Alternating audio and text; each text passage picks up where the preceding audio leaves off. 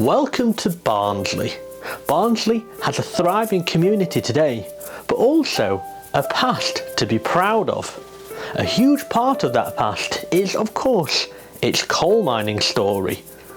Barnsley has a huge part to play in the coal mining story of Britain, and you can't get any closer to that story than when you're here at the site of Barnsley Main. These buildings here aren't just relics of a time gone by. This is some of the best surviving architecture, some of the best surviving evidence of the coal mining heritage that makes up a lot of the rich history of this local area. But how did it come to be? What's its story? And also, what is the story of coal mining in general? Why is it so important? Why must we remember it? To find out these answers, to quote Julie Andrews, let's start at the very beginning. A very good place to start. Now a town with a population of over 96,000 people, Barnsley had much more humble origins. Originally in the parish of Silkstone and called Barnsley in the Domesday Book, it only had a much less impressive population of about 200 people. It then started to develop from 1150 when monks from Pontefract Priory built a town where 3 roads met. Then in 1249 it was granted a royal charter, meaning markets could be held. It then flourished as a market town in the following centuries.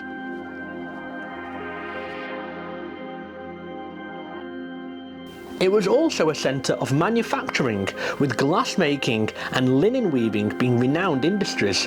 However, it was coal that really helped put Barnsley on the map.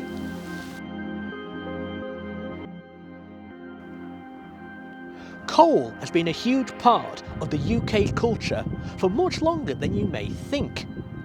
There is evidence that coal was being used in prehistoric Britain over 5,000 years ago. Then, in the Roman period of Britain, coal was being used to heat places such as public baths or the houses of rich families. In around 1215, coal was being taken from exposed seams in the sea and was being traded in Scotland and northern England. However, coal was being dug directly from the ground as early as the 1300s.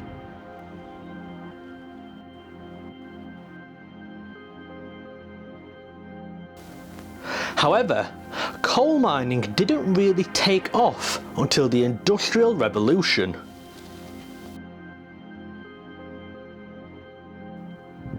Primitive coal excavation techniques such as bell pits and gin pits were becoming outdated because the need for coal grew so tremendously. Coal was so important to the UK because it fulfilled numerous purposes. This ranged from heating the homes, to powering the furnaces, to fueling the ships and the trains. In 1750, the country was producing over 5.2 million tonnes per year. In 1850, it rose to 62.5 million. And in the 1960s, it was producing a staggering 177 million tonnes, employing over 500,000 people. It's inarguable just how encompassing this industry really was.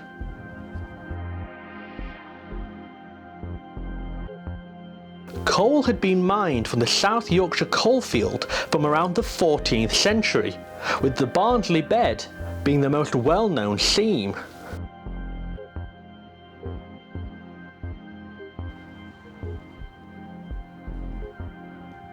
Owing to the location of the coalfields in this area, coal mining became one of the major industries in the north.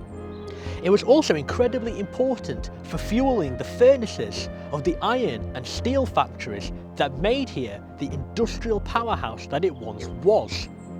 There has been mining in the borough of Barnsley for centuries, with Elsica Old Colliery, for example, being sunk by 1750. By 1960, there were over 30 collieries working the Barnsley coalfield, and of course Barnsley Main was one of them.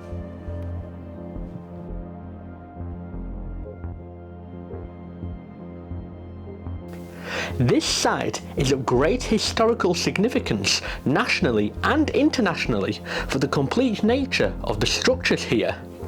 One of the most recognisable parts, the steel headstock, comes from after 1947. The brickwork of the engine house dates back to different periods, with some stretching back as far as the early 1900s. Other notable places to see here are the tub tracks, which would have taken timber to the engine house. Pit ponies were vital for pulling the tubs. Speaking of timber as well, there's also the timber yard here. The timber would have been stacked here and then taken in the tubs to the mine to be used to prop up the tunnels to stop them from collapsing. There's also the muck stack, which was the place where waste and muck from the pit would have been put. It's been planted with oaks in recent times and provides a home for the local ecosystem. There has been deep mining on this site since the 1830s. In 1824, the Ardsley Mining Company sank its first shafts. It was originally known as Oaks, given the number of oak trees that were nearby. In 1889, it was purchased by Dan Rylands, a local glass bottle businessman. It was at this time it was known as Rylands Main. Then in 1890, Barnsley Main Limited was incorporated, and it seemed that the pit started to develop much more. In 1892, electric lighting was installed. In 1904, coking ovens were installed. It seemed like the pit was always on the up and up.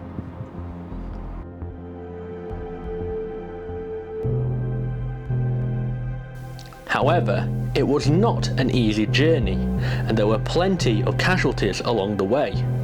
We must remember, mining was a proud profession, but also a dangerous one.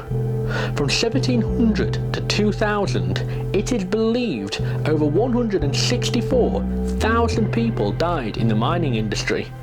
Tragedy, accident and death were at many pits, including here.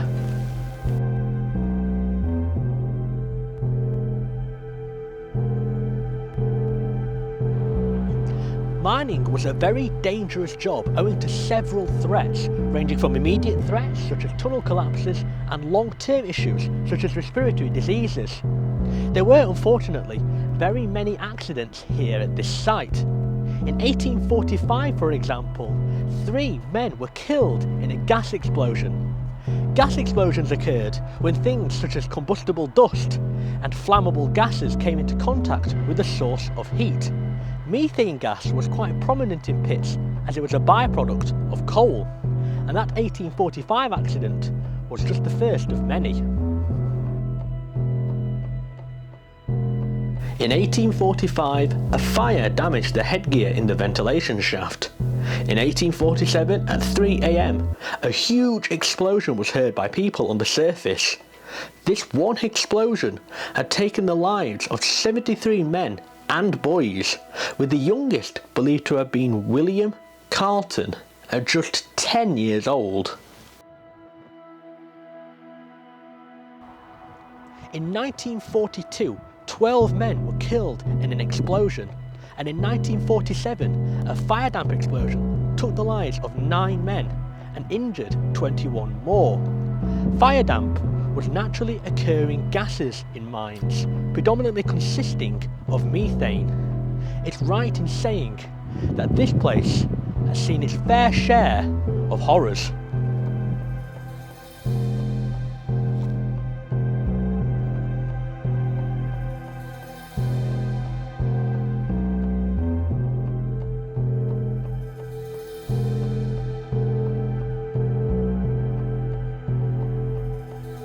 There was also the nearby Huskar pit disaster, which saw 26 children drowned in the Huskar pit, aged between 7 and 17, after heavy rainfall and a stream had burst its banks. The children's bodies were buried together in the churchyard of All Saints Church in Silkstone. This disaster led to the 1842 Mines Act, which banned any women, girls or any boys under the age of 10 from working in the pits.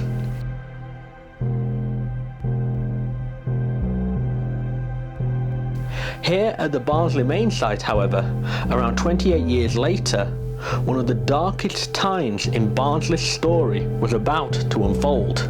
The Oaks Colliery disaster of 1866, the deadliest mining disaster in English history.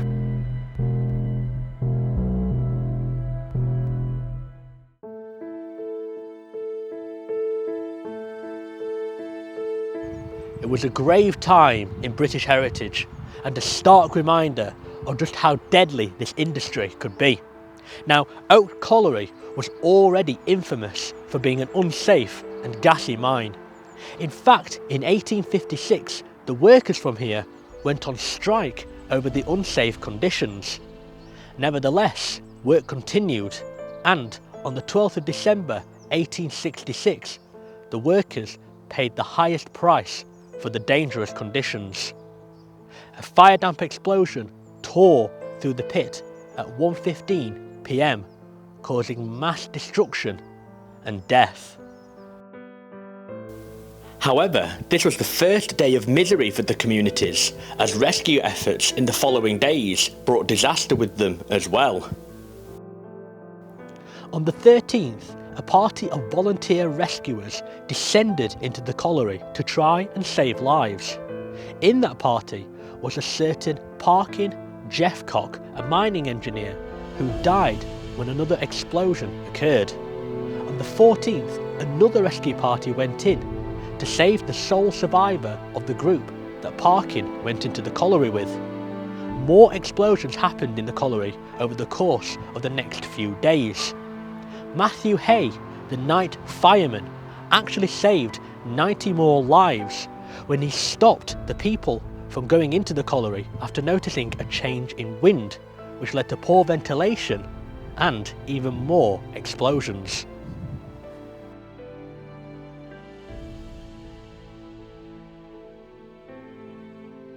With the pit still alight and numerous explosions still occurring on the 15th, the pit was sealed to try and extinguish the fire. It was to be the deadliest English mining disaster, with around 380 men and boys having lost their lives to the explosion.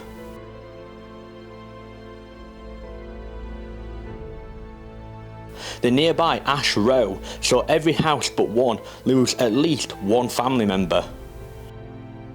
There was a memorial erected in 1879 and paid for by public subscription, located at Christ Church in Ardsley.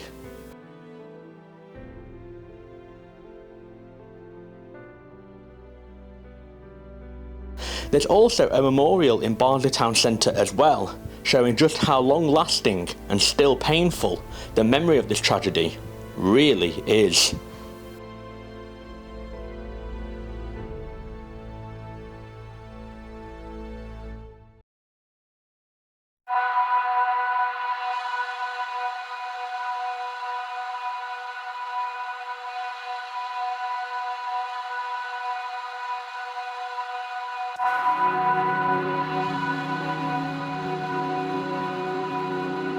The Great Depression hit and the Hoyle Mill section of the site was closed. It was in 1933 when Barnsley Main and Barrow Colliery were amalgamated.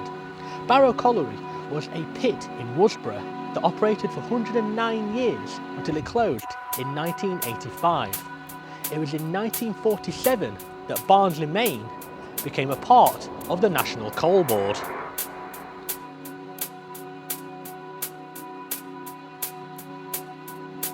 In the First and Second World Wars, the coal mines were taken under government control.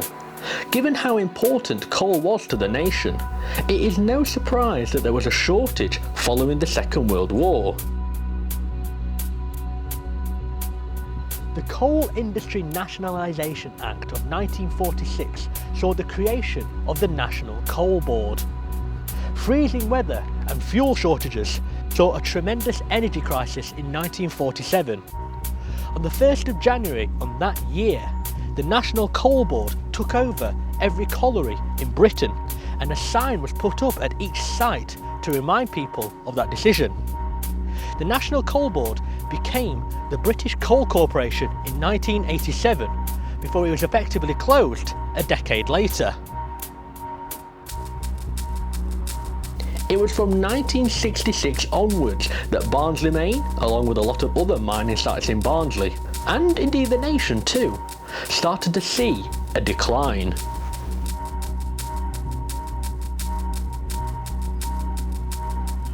It temporarily closed in 1966 before being reopened yet again in 1970 to gain access to Oaks Colliery. Ultimately, however, Barnsley Main stopped production in 1991, in the same year that the Soviet Union collapsed.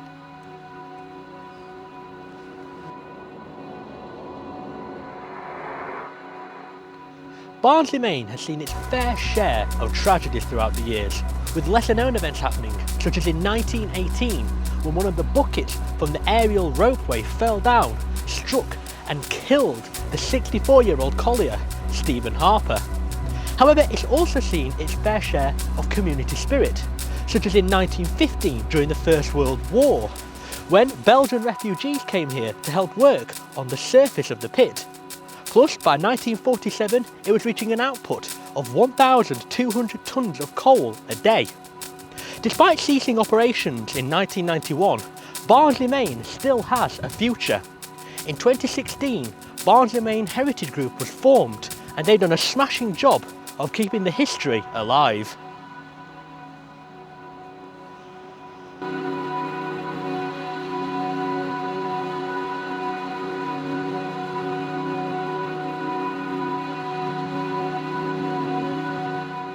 I work on the land mainly, cutting the grass, cutting the trees down, planting trees and generally tidying up and doing stuff like that. My grandfathers worked down the mines, and my wife's grandfather worked here, father worked here and a brother, and then we saw it was a derelict site left by the council, and we thought we could smart it up, and it's just mushroomed from then. We meet lots of people, different people. I've met you and do something different in life. Well, it was a dump really. It was full of rubbish. People were sleeping out, roughing the wood. There were fly tipping, there were drug needles and everything. It was just a terrible state, and we've just cleaned it all up. And I think we've given the community a belief it can be like this, so now we don't have that trouble anymore. I started here after I was working up until the COVID pandemic. We've planted about 500 saplings that for the Queen's Canopy. I think it's for the Queen's Canopy. So we've planted loads and loads of baby trees all around. We're just waiting for them to come up. And I think in my lifetime I might not see much of them, but hopefully we will. Well, this is where Alice and I normally work up there. We've done quite a lot of planting up there, and they've made fences as well, small fences dividing each garden off. So we've got poppies in one garden, we've got herbs and vegetables in another, and not vegetables, fruit in another one. And we've planted a hell of a lot of bulbs, different bulbs, and they're coming up, so it's lovely to see that growing. When I retired, I needed a bit of something else to do. You can only play so much golf and go on holiday, so I come down here a couple of times a week. I like volunteering bit, I like helping out. In winter, we do edging and laying and cutting dead trees out, and then it's a full-time job just maintaining grass and footpaths and making sure everything's safe. So yeah, I don't always get twice a week, but I try to get as much because as I told you previous, we're getting very short of volunteers, so we do need volunteers.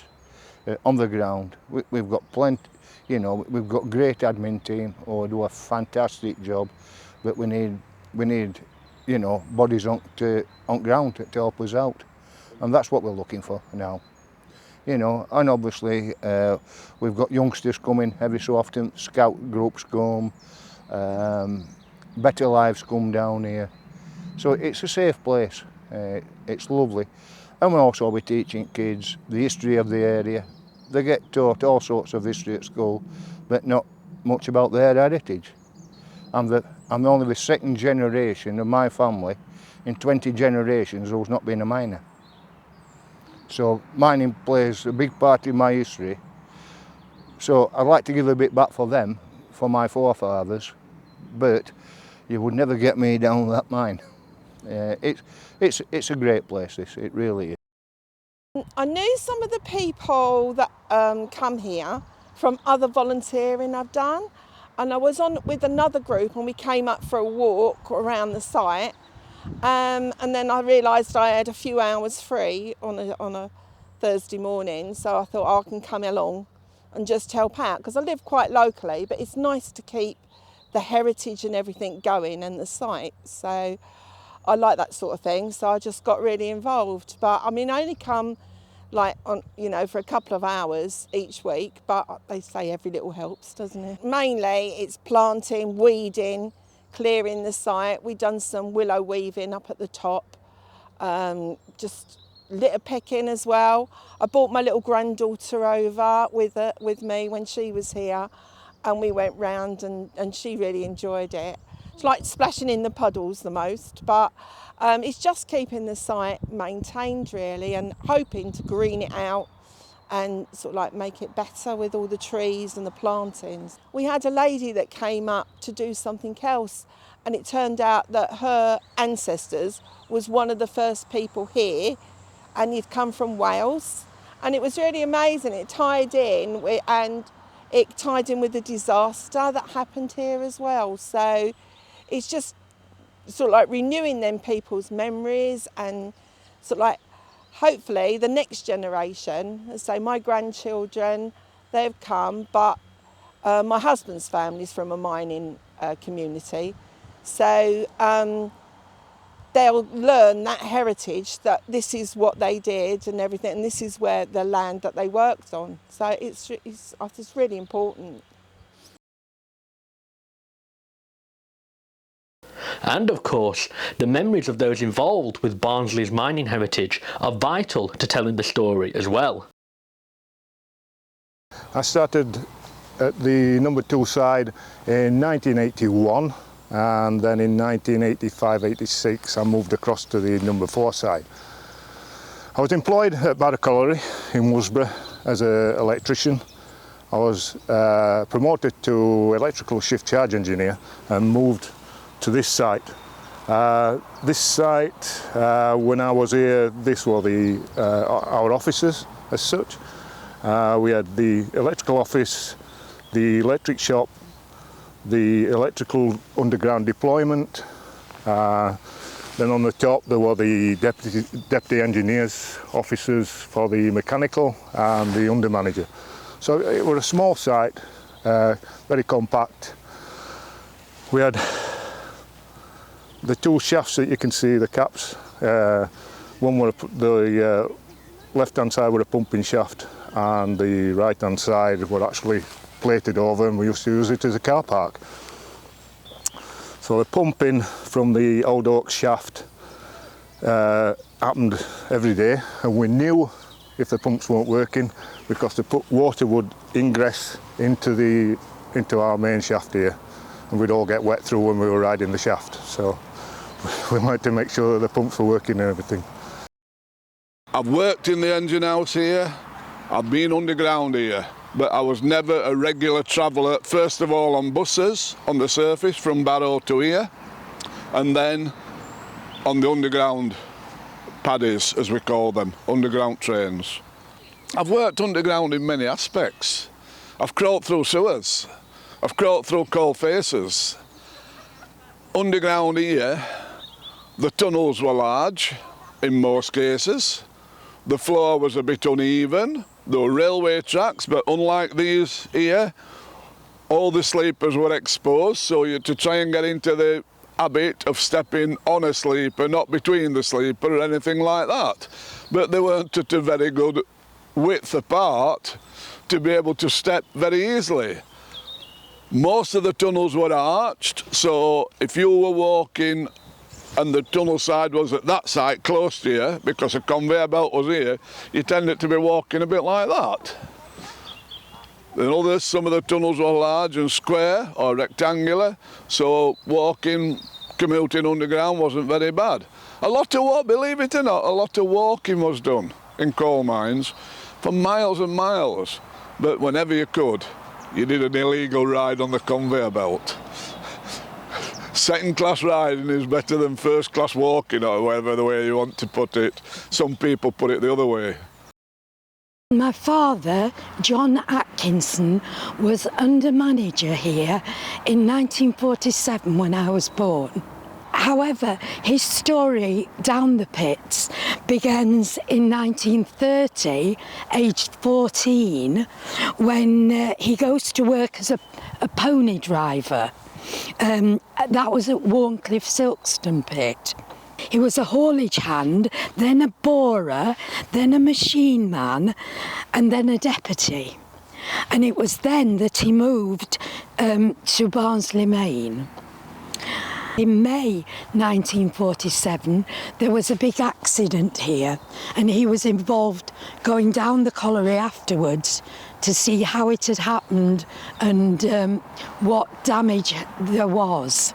Now, in June 1947, when I was born, we lived in a NCB, National Coal Board house, and we were given a 3-bedroomed house to live in, and we still had a lot of perks with that. My father moved to management at Rockingham and then came back to Barnsley Main as an agent. Now, an agent looked after more than one colliery. By that time, we'd moved to a bigger house with 4 or 5 bedrooms. We had a gardener. In fact, I still remember his name, Mr. Ibbotson. We had a cleaner for Mum in the house, and we shared a chauffeur. And so I had a very, very privileged lifestyle. I worked at a coal mine called Oaks Colliery. I was the 6th generation of my family to work in various coal mines in and around Barnsley. My grandfather worked at Barnsley Main. It's very hard work. You do lots of jobs. When I started, I was 15-year-old, and initially at that time the law prohibited anybody going underground till you were 16 years of age. So he did various jobs on the colliery surface: stores, stockyard, coal preparation plant. That were on the coal mining apprentice side. If you were a craft apprentice, either an electrician, you went into the electric shop, or if you were a fitter, you went into a fitting shop on surface. Then when you were 16, you were asked if you wanted to go and do your underground training. So you then came to Barnsley Main, and then you go to the training centre, and they would bus you from here to Oaks Colliery, where you started to do your underground training. And when you went to Oaks Colliery, you got changed in their baths, used their facilities, you went underground, and you went down what they call the coping winder into the park gate seam. When you got off at the pit bottom, you turned right and went up into the old Barnsley bed, and that's where you did your underground training for a various amount of weeks on how to lash tubes on steel ropes, moving ropes, how to do all aspects of safety with coupling and uncoupling of tubes and trams. And then when you came back to your respective colliery. I could watch this thing puffing away, winding coal and all them things, well, little boy. I used to walk on the canal bank and come round these ways. And then when I left school, what did I do? I went down the mine. And I did my training here at Barnsley Main, although I worked at Monk Bretton. Barnsley Main were in full flow then, you know, working away, both shafts. I came up this shaft many, many times. When you think about all the men that's gone through here, all the lives that's gone through here, all the lives that's been lost here, and there's many. On the commemoration day, we had 161 wooden crosses here, just here, on this site, and that was 2016. It was the 150th anniversary of the explosion in 1866. So that got interest moving. And some of these people that's here now, they moved in and that were fine, and we started to clear the site. All the overgrown vegetation, things like that. And we got the interest about a celebration for the, or a remembrance for the 1866 disaster. So we'd a big, well, a small crowd here to commemorate it. And we got the various people here to talk. the religious part of it and so on, and to remember it. And it went on from there. I left school in 1969. Barnsley Main was very local to me, but it closed in 1966. So the nearest pit was Oaks Colliery at Worsborough Village. So I took myself off to Oaks Colliery and then decided I'd like to take a trade within mining. You didn't think at that stage that mining was ever going to stop, so it's a trade for life. So I became an apprentice electrician and did my 4 years apprenticeship, went to college, got my ME honours, and then got a promotion to an assistant electrical engineer in 1979, at which point Oaks Colliery was sending people on buses from Barrow to Barnsley Main to go down this shaft, because the coal that we were working was closer, so less transport time. If you went down Barrow, it was an hour and 3/4. If you went down here, you walked to the coal face within 20 minutes. So the opportunity came to come to this end, which I did. And at the same time, round about the 1980-81, they started the refurbishment with a view that Barrow would shut, be demolished, and the new pit here, which is the number 4 shaft, would be refurbished, complete new surface mine, and then all the staff would transfer. You can see the archway in the brick. That was the entrance to the shaft. This is the upcast shaft, which you can see and tell because it's boxed in. So the steel work with the windows. The upcast shaft was connected to a fan. The fan was around the back and it runs into the shaft about 20 metres down the shaft itself, and that draws air up. Now if it wasn't boxed in, you'd get a short circuit of air, it'd suck it from the outside here.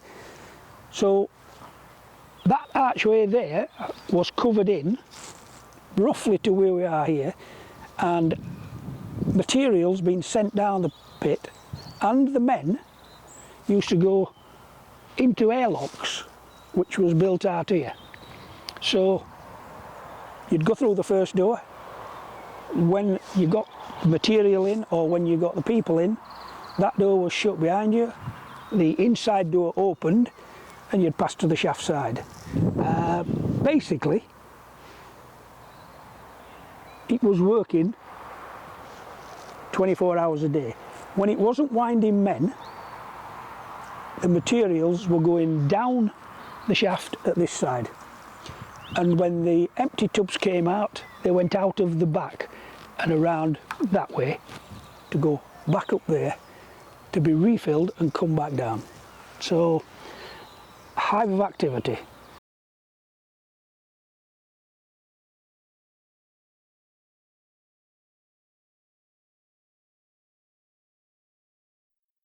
Barnsley Main.